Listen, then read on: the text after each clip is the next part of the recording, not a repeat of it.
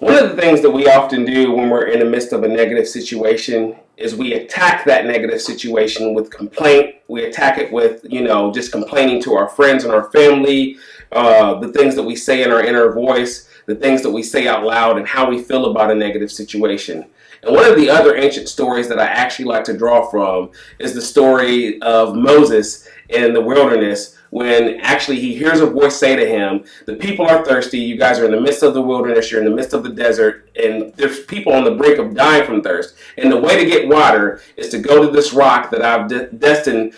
for water to actually come out of it. And so here's this rock that's supposed to actually provide water miraculously for the people who were thirsty and dying of thirst. And instead, Moses, out of frustration, hits and attacks the rock with his staff. And instead of him actually being able to go into the promised land or experience heaven on earth, he actually is banned from going into the promised land or to going to that land flowing with milk and honey because he attacked what was meant to be a blessing. And we often do the same things. One of the things we do is when we're actually giving a blessing in our lives because it's not quote unquote good enough for us, or because it's not what we wanted, it wasn't an oasis, it was a rock that was supposed to provide a stream of water, we attack it with frustration, we attack it with complaint, and we attack it with a negative attitude. And instead, if we speak to our negative situations and we speak to our problems, we actually can speak life into negative situations. We can say how we prefer things to work out. We can actually say, this is going to happen this way,